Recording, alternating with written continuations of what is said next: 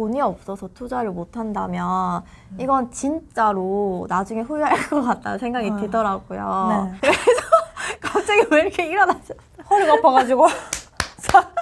저는 원래 부동산은 사실 4050의 전유물이라고 생각을 하고 네네네. 진짜 내 삶 속에 부동산이라는 것 자체가 없었어요, 키워드가. 네. 근데 남자친구가 갑자기 공인중개사 시험을 보고 싶다고 한 거예요. 네. 그래서 이제 유튜브에 부동산 읽어주는 남자님의 영상을 봤는데 이 사람 뭐지? 라는 생각이 들어서 그분 영상을 정주행을 했거든요. 이거는 어쩌면 나도 할 수 있지 않을까라는 생각이 들었습니다. 진짜 영상 속에 실존 인물이 나와서 너도 할 수 있다, 해라 이렇게 하니까 저도 되게 자신감을 가지고 열심히 했던 것 같아요. 그래서 할머니님 영상이나 제 영상이나 저는 엄청나게 가치 있는 영상이라고 생각을 하거든요. 다른 사람의 경제관념을 바꾸고 그 사람의 자산을 완전히 바꿀 수 있는 귀한 영상들이라고 생각합니다. 그래서 우리 보고 뭐 인플루언서다 하더라고요. 인플루언서. 영향력을.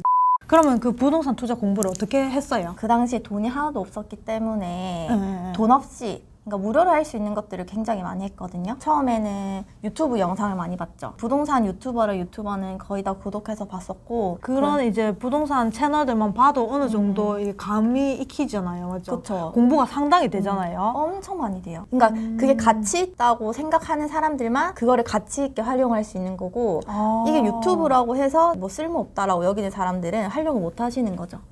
그래서 유튜브 활용을 진짜 많이 하셔야 되고 그리고 블로그에도 굉장히 좋은 글들이나 정보들이 많거든요. 이제 블로그 이웃수가 1000명이냐 이신 분들은 네. 그 이웃수가 많이 없다 보니까 제가 질문한 거 하나하나에 전부 다 답을 많이 해주시더라고요. 아, 그분들이 직접 댓글을 달아준다고요? 가끔 보면 진짜 이 사람은 찐 투자자라는 느낌이 또 오는 분들이 있어요. 자기 경험에서. 그러니까 정보만 얘기하는 게 아니라 네네. 자신의 생각이라든지 뭐 임장 갔던 것들 그리고 자신의 매수 매도 경험까지 전부 다 썰을 풀어놓으신 분들이 몇 분 계시거든요. 그런 분들이 완전 숨은 고수네요. 숨은 그러니까 고수. 완전 숨은 고수인데 오. 그 고수분께 이제 무료로 질의응답을 받을 수 있는 기회. 와. 그리고 이제 책도 저는 책 10,000원 사는 것도 솔직히 좀 부담이었거든요. 네네네. 그래서 초반에는 그냥 도서관 가서 그냥 경제 재테크 분야에 있는 책들 보고 맞아. 좋았던 책들만 골라서 사기 시작했습니다. 그렇게 한 다음에 강의를 듣기 시작했죠. 아, 강의는 이제 유료 강의? 처음에는 뭐 백화점 문화센터에서 20,000원짜리 강의 들었었거든요. 문화센터에 그런 부동산 관련 강의도 있어요? 네, 그러니까 이게 아주머니들은 문화센터 강의를 되게 잘 활용을 하시는데 네. 직장인 분들이나 사회초년생 분들은 활용을 잘 못하시더라고요. 네. 근데 진짜 저렴한 가격에 백화점이나 아니면 마트에서 문화센터 강의를 많이 해요. 그런 것도 들으러 오는 사람들을 만날 수 있겠네요.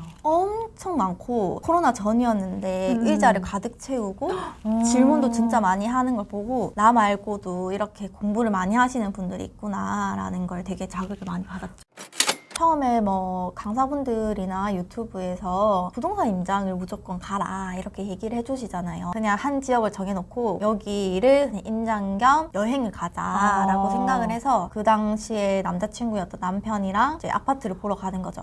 예를 들어서 전주라고 하면 네. 아, 전주로 이제 여행 간다 생각하고 가는 거예요, 주말에? 그쵸. 1박 2일을 생각을 하면은 네. 그냥 무조건 평당가 높은 곳부터 본다 라는 생각으로 한번 보고 와야지 그 아파트들이 내 기억 속에 남거든요. 그러면 막 전국으로 다니신 거예요? 네, 그냥 거의 전국으로 다녔고 저희는 운전하는 것도 좋아해서 왕복 6시간 정도면은 당일치기 하자. 혼자 가는 거랑 누구 옆에 같이 가는 거랑 완전 느낌이 다르잖아요. 저도 처음에는 이제 남편이랑 같이 갔었는데 이제 남편이 네. 어느 순간부터 네. 시들시들해지더니 혼자 갔다 와라.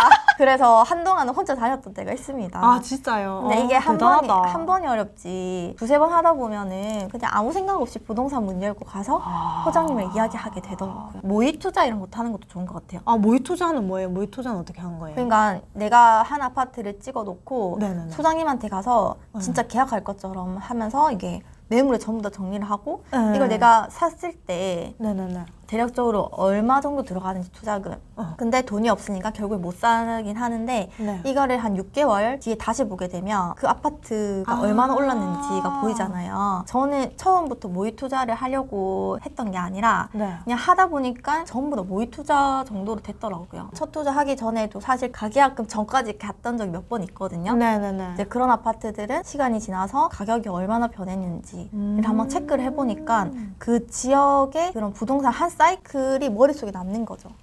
모의 투자가 이제 실제로 내가 투자를 안 했어도 투자를 한 것 같은 경험을 하는 네. 그런 효과가 있네요. 네, 맞습니다. 여러분들 집안에 앉아서 모의 투자 해보셔도 괜찮아요. 집에 혼자 계약 쓰는 거지. 매매 계약 이러면서. 부동산 이름 내 맘대로 정하고 할미 부동산 이래가지고. 그러니까 서울이나 뭐 경기도 수도권에 사시는 분들도 지방에 투자를 하시는 걸 추천을 하시는 거죠. 그쵸. 저는 한 번도 제가 사는 지역에 투자를 해본 적이 없거든요. 그러니까 이게 내가 산 집이 멀리 있다고 해서 세입자 관리가 어려운 게 아니거든요. 저도 30년 이상 된 아파트를 가지고 있는데 그 세입자분께 1년에 딱 한 번밖에 전화가 안 왔어요. 왜냐면 그 전에 수리를 다 해놨으니까. 그렇죠. 그래서 굳이 본인이 사는 지역에 투자는 할 필요가 없습니다. 그리고 이 투자처를 전국 베이스로 깔아놔야지 투자금에 맞는 곳을 할 수가 있어요. 내가 사는 지역에서 전국으로 투자 범위를 확장시키는 순간 살 수 있는 물건들이 훨씬 많아지고 기회가 그쵸. 훨씬 많아지겠네요. 진짜 기회가 훨씬 많아져. 여행 가듯이 임장 가는 것도 괜찮네요. 저도 그렇게 해봐야겠어요. 그러니까 저희는 약간 여행이 아파트 임장하고 소장님께 추천받는 밥집 가고 현지 체험하는 거죠. 현지인체. 이쪽 주민들은 어떻게 사는가. 실제 그 뭐 아파트도 이제 걸어 다녀보고 주변에 그것도 보고 하는 거죠, 다. 그쵸. 이제 집값이 너무 많이 오르다 보니까 뭐 내가 이번 생에 집을 살 수 있는 게 맞냐 뭐 이생망 이러면서 막 그런 이 생각이 거는 뭐예요? 이번 생에 망했다 그런 거에 대해서는 혹시 어떻게 생각하세요? 제가 사실 고시 공부를 한다고 26살 26살까지 모아둔 돈이 하나도 없었거든요. 네네네네. 근데 제가 지금 30대 초반인데 내 인생이 완전 180도 다 바꿔졌거든요. 내가 할 수 있는 방법들을 찾다 보면은 그 길이 열리더라고요. 그 할미 언님이 목표를 하나 정하고 달려간다 하셨잖아요. 네네네. 저도 부동산 투자 한 건이라는 목표를 보고 영원에서도 할 수 있는 방법들을 찾고 소액으로 할 수 있는 방법들을 찾다 보니까 결국에는 이게 달성이 되더라고요. 이 생망은 없다고 생각합니다. 어렵네. 괜한 용어를 알려줘가지고. 그러니까 저는 주위에 있는 사람도 진짜 중요하다고 생각하는 게 네네. 내가 뭘 해보고 싶다는 생각을 1% 가졌을 때 네. 주위 사람들이 부정적으로 반응하면은 하고 싶은 마음도 사라지는데 그렇죠. 한 사람이라도 내 의견에 동조를 해주면 그 1%가 100%로 가거든요. 그래서 저는 주위 사람들도 진짜 중요하다고 생각을 해요. 주변에서 지지를 해주는 1%가 네. 있었거든요. 저 남편이죠. 남편이. 네. 남편이 항상 잘해라고. 역시 그 단어를 많이 말해주는 사람이 좋은 것 같아요. 진짜 좋아요. 해봐라. 해봐라. 남자친구님도 그렇게 해주신다면서요? 제 남친구도 항상 해봐라. 안 한다고 했는데도 남자친구가 계속 뭐 해라고 한다면 계속 해라. 인터뷰 들어오면 해라. 무조건 가야 된다. 가라.